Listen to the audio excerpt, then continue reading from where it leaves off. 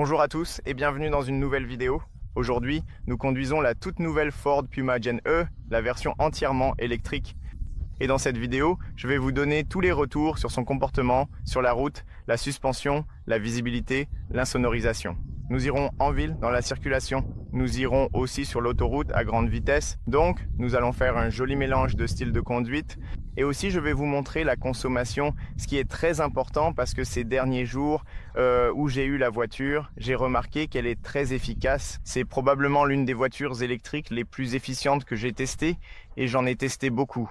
Maintenant, elle a vraiment fière allure. Si vous voulez en savoir plus sur le design extérieur, le design intérieur, n'hésitez pas à regarder l'autre vidéo. J'ai une vidéo d'essai complète où je vous explique tout à son sujet, des données techniques à l'intérieur, l'extérieur, la qualité des matériaux, l'espace et ainsi de suite. Maintenant, nous avons ici la version haut de gamme et elle est équipée de jantes de 18 pouces. Ça commence à 17, ça va jusqu'à 19, mais nous avons les 18.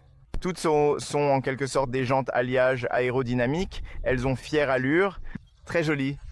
Ça va très bien sur la voiture. Aussi, ce jaune va très bien avec cette Puma.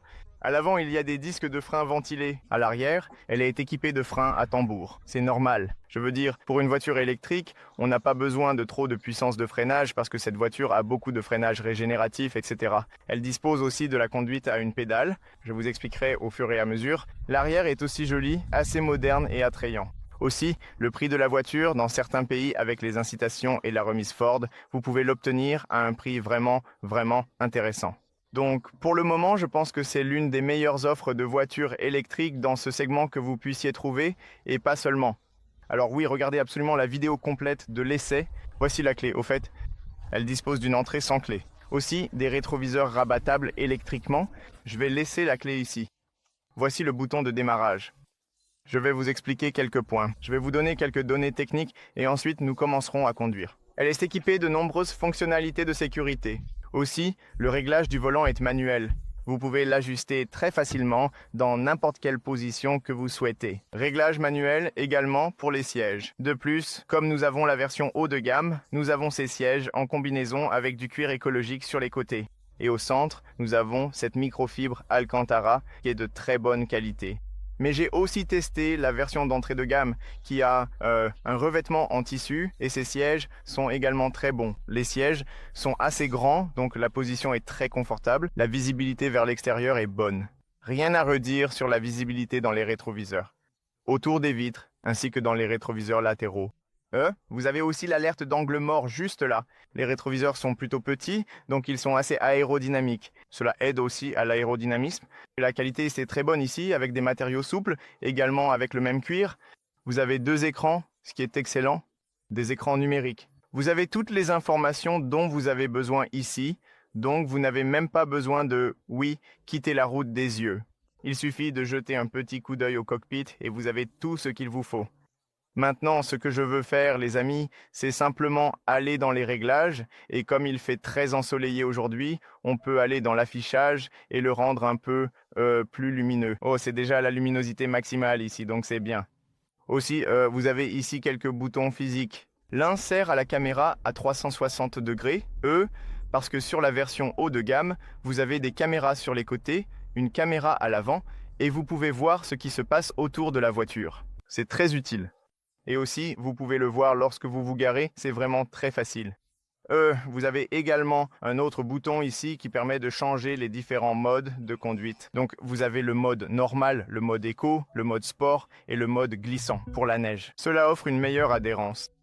Mais vous avez aussi ici en bas la conduite à une pédale, ce qui est incroyable. Je veux dire, vous utilisez simplement la pédale d'accélérateur et c'est vraiment puissant. Quand vous relâchez la pédale d'accélérateur, la voiture va régénérer très fortement et il y a une forte récupération, ce que j'apprécie. C'est comme ça que ça devrait être sur une voiture électrique. Et ensuite, elle s'arrête complètement et la voiture dispose aussi de la fonction Auto Hold. Le son de propulsion. Quand vous la mettez en mode sport et que vous accélérez, il y a un joli son immersif. Je vais vous montrer ça dans un instant quand on y sera. Et quoi d'autre ? Si on regarde les fonctionnalités de la voiture et si vous allez dans les systèmes d'assistance à la conduite, vous remarquerez qu'on a l'auto-hold, on a le contrôle de traction et ici, sur le régulateur de vitesse, si vous ouvrez ceci, vous avez ceci. vous avez le centrage de voie, donc que vous devez activer si vous voulez avoir ce mode autopilote. Parce qu'au début, je ne l'avais pas activé et je pensais toujours qu'il n'y avait pas de maintien au centre de la voie, vous voyez? Il y a bien sûr un avertissement, mais c'est aussi une option supplémentaire où la voiture reste entre les voies, garde la voiture exactement au centre sans que vous ayez à toucher le volant. Et j'ai été tellement impressionné que, dans cette gamme de prix, cette voiture soit capable d'offrir ce genre de fonctionnalité. Ici, le système de climatisation est tout le temps réglé sur le minimum. Aujourd'hui, il fait très chaud dehors, donc je vais le laisser au niveau 1, au plus bas, comme dans toutes les voitures, pour tester la consommation. Cette assistance prédictive de vitesse, je n'en ai pas besoin car elle change tout le temps. Il lit la limitation de vitesse du trafic, puis il règle le régulateur de vitesse adaptatif et l'autopilote sur la vitesse qu'il a lue. Et parfois, ce n'est pas si bien que ça. C'est bien, mais ce n'est pas très précis et parfois, il faut rouler un peu plus vite. Régulateur de vitesse classique ou régulateur de vitesse adaptatif. Régulateur de vitesse adaptatif, centrage sur la voie. Vous verrez comment cela fonctionne dans un instant quand nous sortirons. Et puis, il y a le système de maintien dans la voie. Cela inclut également des avertissements et ce genre de choses. Ce sont les choses les plus importantes, mais pour en savoir plus, regardez absolument l'essai pour obtenir plus d'informations. Et ce qui est cool, c'est que dans une voiture électrique, il faut pouvoir voir toutes les stations de recharge autour de vous sur la carte. Et nous avons un nouveau système de navigation qui vous montre également le trafic en jaune, rouge et, c'est fantastique, en orange. Et l'avantage, c'est que vous pouvez voir le trafic en temps réel car il est connecté à Internet. Mais si vous voulez chercher, par exemple, si je veux chercher les stations de recharge autour de moi, vous allez dans Où aller, Explorer, et dans la section Explorer, vous trouvez les bornes de recharge. Et maintenant, sur les bornes de recharge, il vous indique aussi les bornes puissantes. Vous pouvez choisir celle que vous voulez. Si vous allez ici, il ne vous montre que les bornes puissantes, et ensuite, vous pouvez en choisir une, je ne sais pas, autour de vous. L-Drive, par exemple, ici, qui est l'une des plus rapides. Et puis Et ensuite, ça charge super vite, ce que j'aime vraiment beaucoup. Bien, maintenant laissez-moi vous donner quelques données techniques et ensuite nous commencerons à conduire. C'est une traction avant. Elle est équipée d'un moteur électrique à l'avant sur les deux versions, 168 chevaux, 290 Nm. La capacité de la batterie est de 43,6 kWh. C'est une batterie NCM. Vitesse de charge, 11 kW en AC, 100 kW en DC, mais la courbe de charge reste élevée presque tout le temps, ce qui signifie que vous pouvez la charger de 10% à 80% en 23 minutes, ce qui est incroyable. De 0 à 100, 8 secondes. Vitesse maximale, 160 km/h. L'autonomie, 376 km en cycle mixte et uniquement en ville, Ford affirme que vous pouvez atteindre 523 km, ce qui est plutôt bien. Et c'est vraiment possible parce que j'ai constaté que j'avais une consommation aussi bonne. Maintenant, la consommation estimée, 13,7 kWh. Nous verrons si nous pouvons atteindre ce chiffre dans cette vidéo. Poids de la voiture, 1563 kg, rayon de braquage de 10,5 m et garde au sol de 12,9 cm. Suspension à l'avant, McPherson indépendante, et à l'arrière, essieu à poutre élastique. Les jantes, vous les avez déjà vues, ce sont des jantes de 18 pouces. Ici, nous avons le levier pour passer les vitesses et nous avons un autre bouton ici. Ceci est le bouton L. À quoi sert le bouton L? C'est une sorte de récupération d'énergie. Par exemple, vous le mettez en mode drive, on descend, on le met en drive comme ça. J'aime bien que le levier, le sélecteur, soit parfaitement positionné ici. Donc vous êtes en mode drive, vous accélérez et lorsque vous relâchez l'accélérateur, la voiture utilise le frein régénératif. Mais attendez, pour mieux vous montrer, je dois aller désactiver la conduite à une pédale. Donc si vous désactivez, où est-ce que c'est? Non, le voilà. Conduite à une pédale. Si je désactive la conduite à une pédale, j'accélère et je relâche l'accélérateur, la voiture, elle roule simplement. Vous voyez? Elle roule simplement. C'est génial. Vous ne perdez pas d'énergie à cause de la friction. Si vous appuyez sur L, regardez, ça commence à régénérer un peu plus. Donc L, c'est comme D, c'est le premier niveau de récupération, ça roule et il y a peut-être un tout petit peu de récupération, juste un peu, 5%. Et ensuite, vous avez le mode L qui offre peut-être 20% de récupération. Et puis, si vous activez la conduite à une pédale, c'est super puissant. Donc c'est vraiment très puissant lorsque la voiture va récupérer de l'énergie. Donc si vous voyez maintenant, je relâche. Et la voiture va s'arrêter complètement et aussi activer l'auto-hold si l'auto-hold est activé, ce qui est vraiment très bien. Elle s'arrête complètement. C'est exactement ce que chaque voiture électrique devrait avoir. Donc cette voiture, en gros, elle a tout ce qu'il vous faut pour conduire de façon extrêmement facile. Je pense que je dois faire demi-tour parce que ces gars-là doivent prendre des choses là-bas. Donc en passant en marche arrière, vous pouvez voir la caméra de recul. Elle est assez nette, j'aime bien ça. Et j'aime aussi le fait que la position du levier est très bien placée ici. Donc c'est facile à conduire. C'est très agile, vous pouvez prendre les virages très facilement. Vous pouvez faire demi-tour avec la voiture en ville. Et je ne sais pas, j'aime bien, je m'y habitue très facilement. Et pour la conduite en ville, oui, c'est super. C'est vraiment bien. Maintenant, en mode pédale, c'est très puissant. Regardez ça, c'est vraiment puissant. Vous n'avez presque jamais besoin d'utiliser les freins. C'est probablement pour cela que vous ne changerez jamais les disques de frein ou que nous avons des freins à tambour à l'arrière parce qu'ils ne nécessitent pas d'entretien pendant de très nombreuses années. Maintenant, la position de conduite est excellente. Vous avez une bonne visibilité à travers le volant. La forme est plate en haut et en bas. Vous avez aussi une bonne prise en main du volant et également une bonne visibilité vers l'extérieur. J'aime le fait que vous ayez une position de conduite surélevée, ce qui vous offre une bonne visibilité en hauteur sur la route et vous permet de voir très clairement ce qui se passe autour de vous. Et ici en haut, vous avez ce rétroviseur qui est grand. Donc vous avez aussi une bonne visibilité dans le miroir. Donc dans l'ensemble, je dirais que c'est une voiture plutôt agréable, confortable, avec une bonne visibilité. Maintenant, la voiture n'est pas équipée de double vitrage. Le vitrage simple est un peu plus fin et nous irons sur l'autoroute pour vérifier l'insonorisation. Qu'est-ce que j'ai oublié de faire, mince? Comment ai-je pu oublier ça? Tu sais quoi? J'ai oublié de réinitialiser la consommation, donc je vais le faire tout de suite.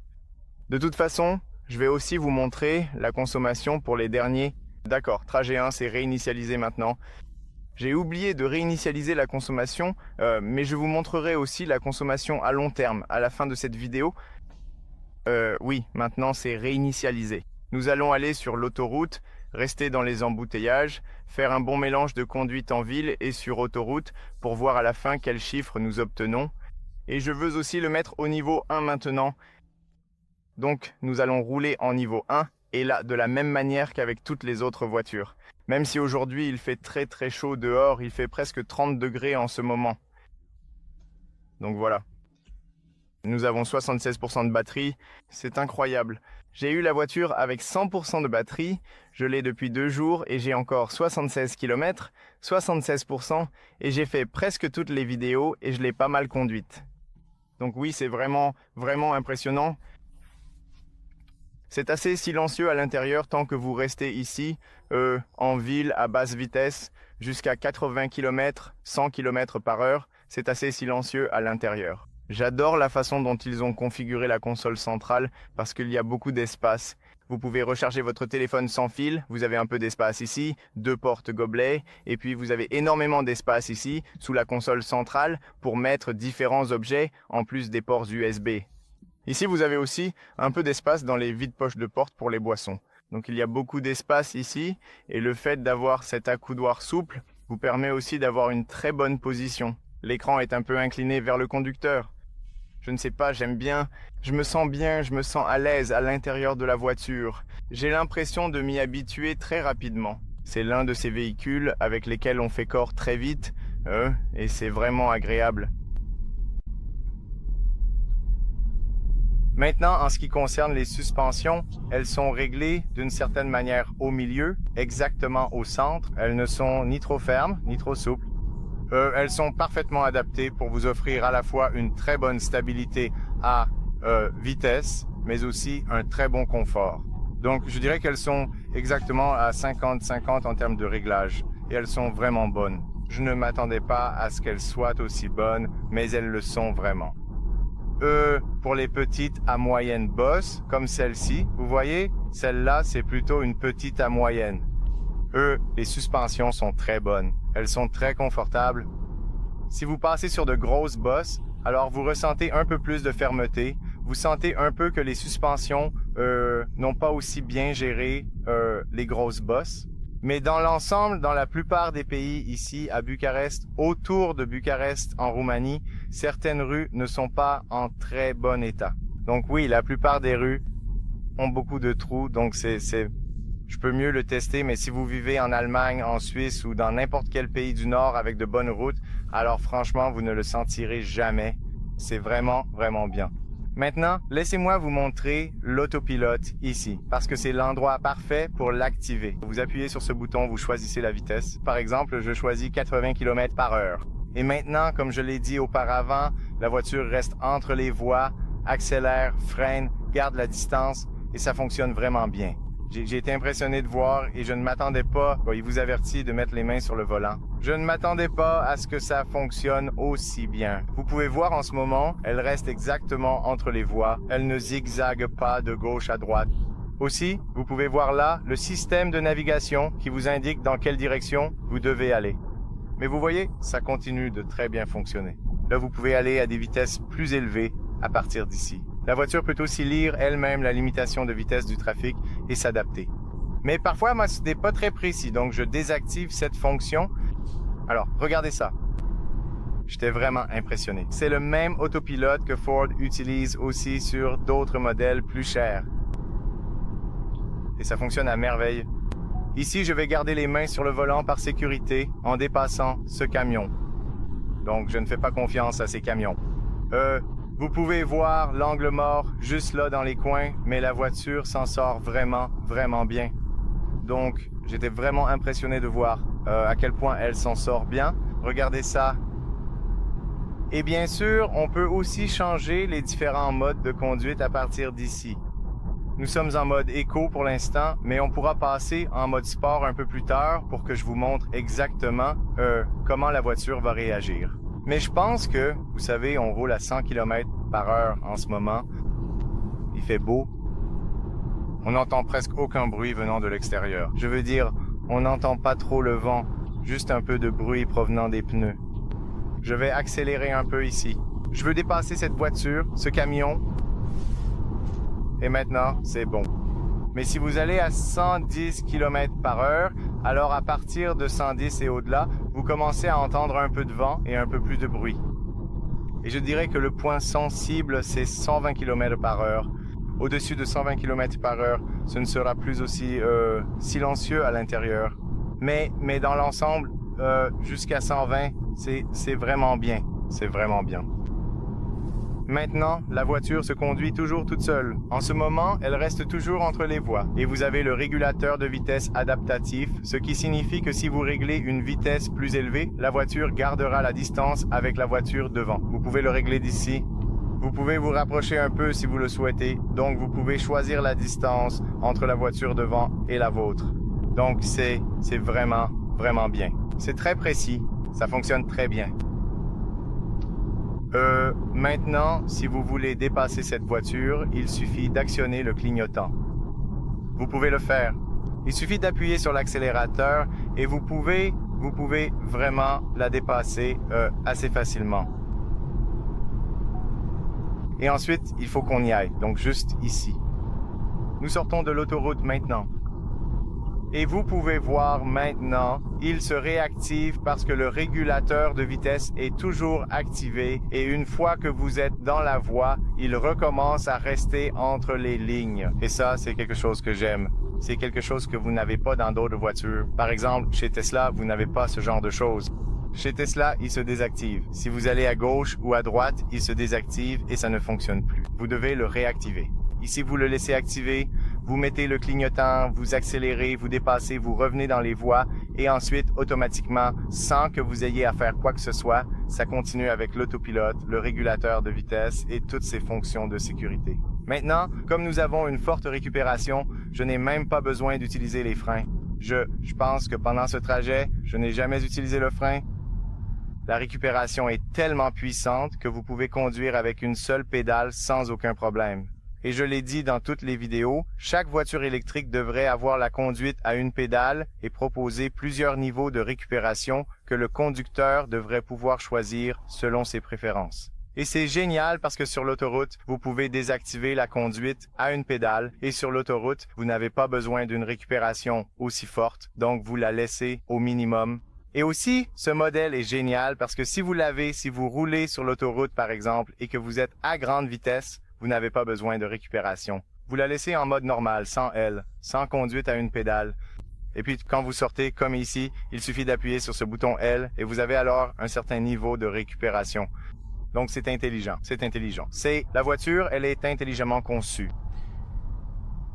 Aussi le volant, je dirais que en ce moment, en mode éco, il est assez léger et facile à manier en ville. Facile pour se garer et il ne paraît pas lourd. Si on passe en mode sport, alors ça change.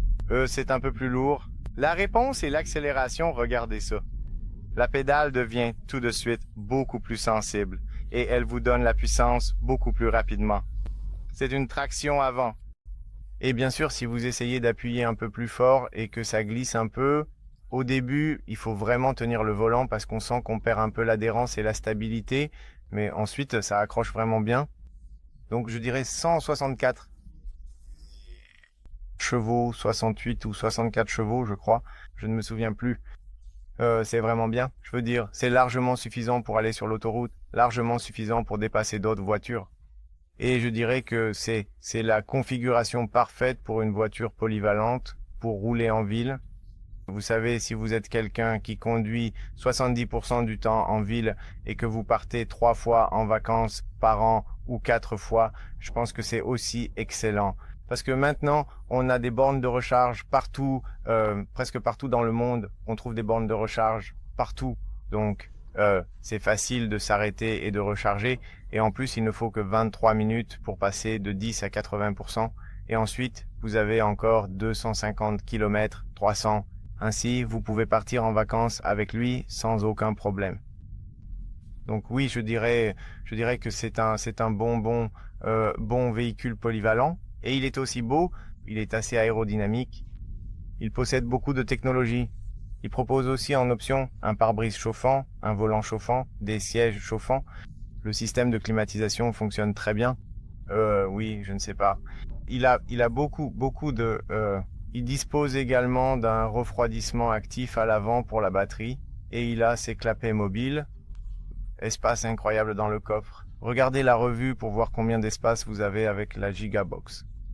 145 litres supplémentaires là-dessous, donc c'est très bien. La seule chose, c'est que l'espace à l'arrière ici n'est pas super grand. Donc si vous transportez de grands adultes, des adultes très grands, alors ce sera un peu juste. Mais dans l'ensemble, si ce n'est pas un problème, cette voiture, elle est tout simplement incroyable. Maintenant, nous sommes en mode sport. Et voilà, c'est le son dont je parlais. Vous l'activez ici. Vous voyez ? Ça sonne comme un moteur.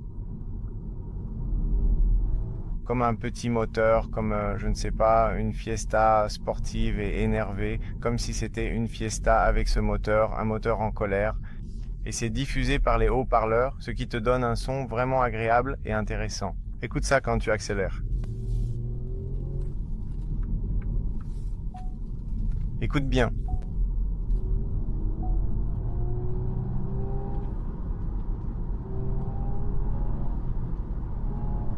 C'est vraiment intéressant. C'est comme un petit moteur à cylindre qui rugit, qui accélère plus fort. Des trucs plutôt cool. J'aime vraiment ça. Vraiment. Et aussi tu vois, le volant est un peu plus lourd maintenant en mode sport et je prends le virage à 60. Elle tient plutôt bien la route. Vous avez besoin d'accélération. Tu l'as et tu atteins 120 ACR rapidement, vraiment vite.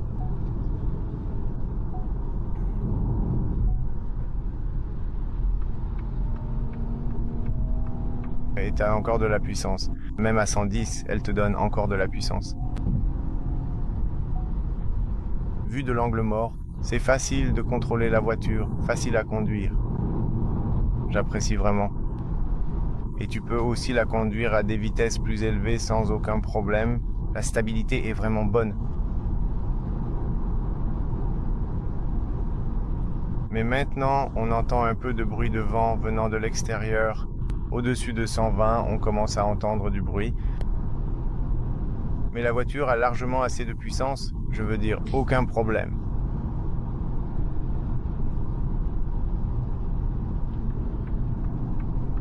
Alors, regarde ça.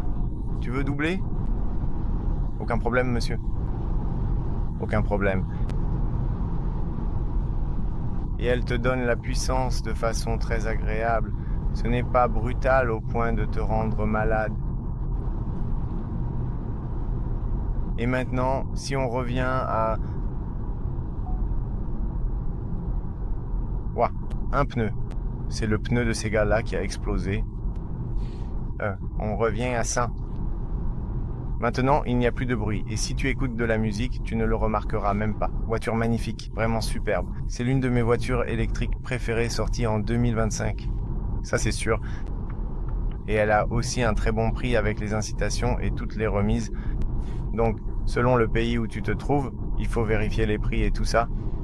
Mais ici à Bucarest, en Roumanie, enfin les gens en Roumanie en général, pas seulement à Bucarest, peuvent acheter cette voiture pour 20 000 euros pour l'entrée de gamme et 22 000 euros pour le haut de gamme, celle-ci 22 000 euros. Avec toutes les incitations du gouvernement et aussi les remises de Ford, c'est un prix incroyablement avantageux. Si tu peux avoir cette voiture pour 22 000 euros, franchement, fonce. Je te le dis, tu ne le regretteras pas. C'est vraiment une voiture fantastique. Et elle est très efficace. Regarde ça, nous avons une consommation de 14 kWh jusqu'à présent.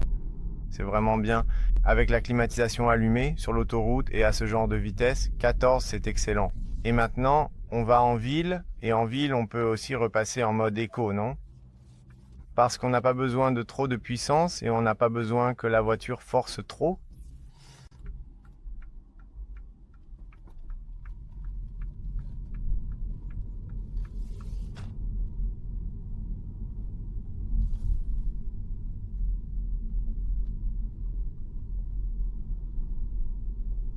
Maintenant, c'est silencieux. C'est agréable de conduire ici. Les suspensions sont plutôt bonnes.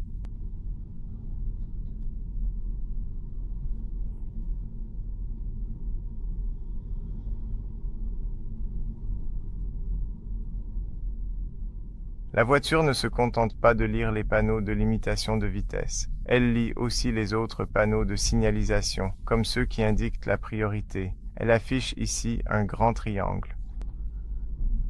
C'est très intelligent. C'est vraiment, vraiment intelligent. Je pense vraiment que cette voiture mérite un peu plus d'attention et je trouve que c'est une voiture fabuleuse.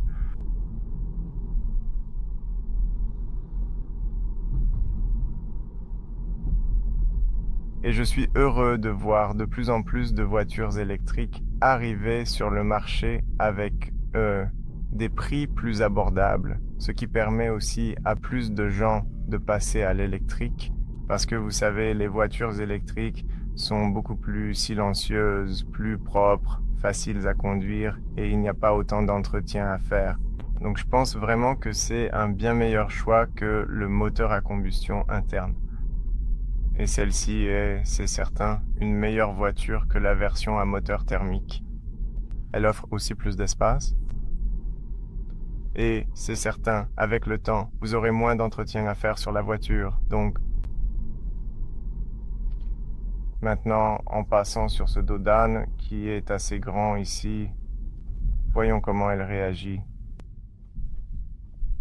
C'est le plus gros et elle s'en sort très bien. Elle s'en sort vraiment bien. Comme je l'ai dit, pour les petits à moyens, c'est excellent. Pour les plus gros, on sent un peu plus de fermeté. Mais franchement, la façon dont ils l'ont réglé, c'est bien. Et avec les autres sièges, pour la version d'entrée de gamme, avec les sièges en tissu, c'est encore mieux parce qu'ils sont plus souples et absorbent certains types de vibrations et d'irrégularités de la route. Donc ce sera encore mieux. Et encore une fois, je n'ai jamais utilisé le frein pendant ce trajet. Pour le trajet que j'ai fait aujourd'hui, je n'ai jamais utilisé les freins physiques. Oui, si je reste ici, je reste toute la journée. Personne ne te laisse passer, si tu restes trop longtemps. Allons-y. Allons là-bas. Je veux aller ici, sur cette voie. Donc, juste comme ça. Merci.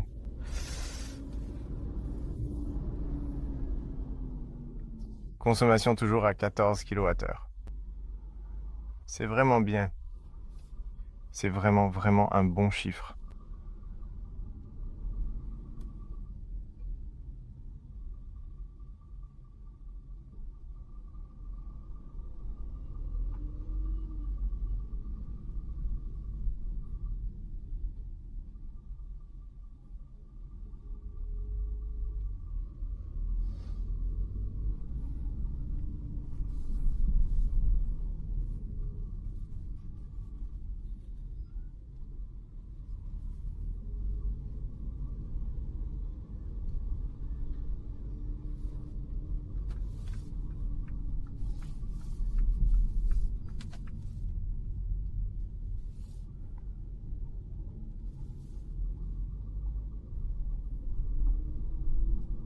Même en passant sur cette bosse, ici, ça va, c'est fluide.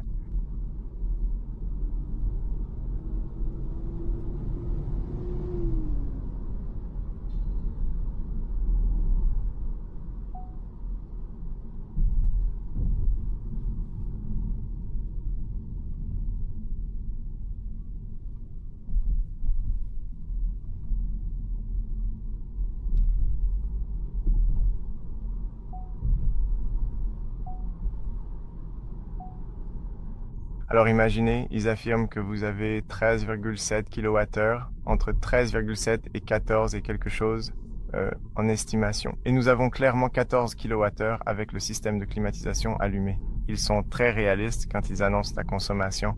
Donc, si on compare avec d'autres voitures électriques, comme, je ne sais pas, Tesla, même Tesla, ils annoncent certains chiffres, mais il y a une grande différence entre le chiffre annoncé et la réalité. Mais ici, c'est un peu différent, parce que ce qu'ils annoncent, c'est totalement vrai, je dirais. C'est vraiment 14. Et je n'ai pas essayé de conduire de façon économique, je n'ai pas essayé de rouler lentement, ni même d'aller sur l'autoroute. Je conduis normalement, comme une personne ordinaire qui va au travail et rentre chez elle, et qui fait ce trajet et cette route. Et j'ai utilisé le système de climatisation, ma température intérieure est bonne. Donc oui, vraiment un bon travail. Donc je dirais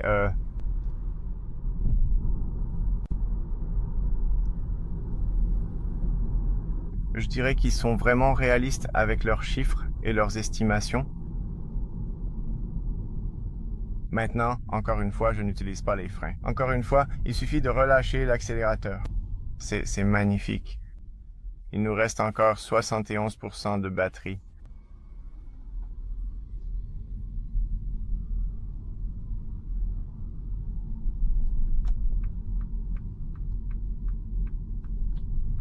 Et on reste un peu dans la circulation pour rendre ça un peu plus réaliste. 14 kWh, 16,8 km. Et on peut aussi aller ici pour voir plus d'infos. Si on va dans fonction, si on va dans énergie du trajet, ça vous montre que 7% ont été utilisés pour la climatisation, 76% pour l'itinéraire, 9% pour les accessoires et 8% pour la température extérieure. C'est vraiment intelligent. Je veux dire, parce qu'il fait super chaud dehors, la voiture a indiqué qu'elle avait utilisé 8% de l'énergie de ce trajet à cause de la température extérieure. Waouh, c'est vraiment intéressant.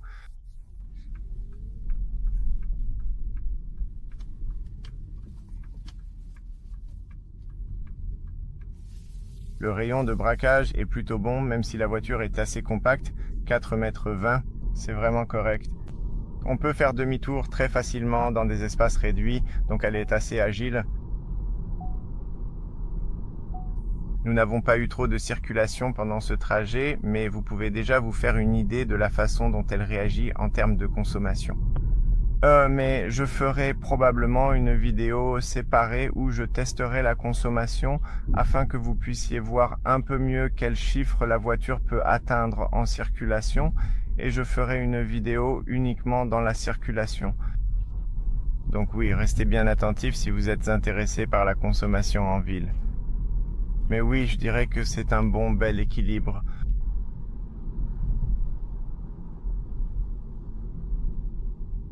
Encore une fois, je n'utilise pas les freins. C'est parfait. C'est la méthode, la configuration parfaite pour conduire en ville. Activez la conduite à une pédale, roulez en mode éco ou en mode normal et conduisez simplement. C'est tout.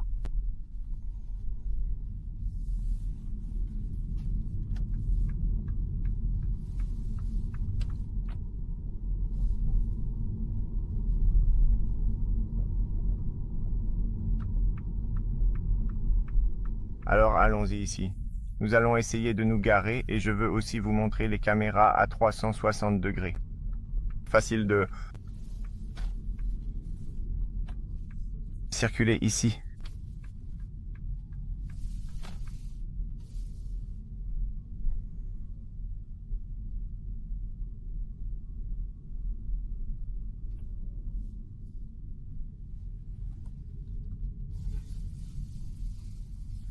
Donc passer en marche arrière, super simple tout simplement. Vous avez cette vue du dessus façon vue d'oiseau qui vous aide à vous garer. Vous voyez les lignes assez clairement. La résolution des caméras est également très bonne. Ce n'est pas la meilleure, mais c'est très bien. Ensuite, vous avez les lignes actives si vous voulez voir sur le côté. Vous pouvez aussi voir la marche arrière, comme ça c'est bien mieux. Ou vous pouvez voir le blanc tout simplement. Donc c'est vraiment sympa. Et puis vous appuyez sur ce bouton P et c'est tout. Et nous avons une consommation de 14 kWh pour 25-24 minutes, 17,9 km. Il nous reste encore 70% de batterie. Et ici, nous avons 7% pour le système climatique, 76% pour la route, 9% pour les accessoires et 8% pour la température extérieure. C'est plutôt correct. Mais regardez ça. Ah non, je me suis trompé. Ce trajet, non, je me suis trompé. C'est pour le long terme. Pour le court terme, ce trajet, c'est 15% pour le système climatique, 17% pour la route, 7% pour les accessoires et 8% pour la température extérieure. Waouh, c'est encore plus pour le système climatique. Si on arrête le système climatique, franchement, on aura sûrement une consommation moindre.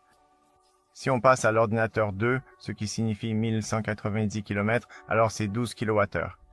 La consommation, et aussi, c'est encore mieux. Donc c'est en dessous de ce qu'ils estiment, c'est fou. Donc la plupart du temps, si vous conduisez cette voiture en ville, vous aurez une consommation incroyable.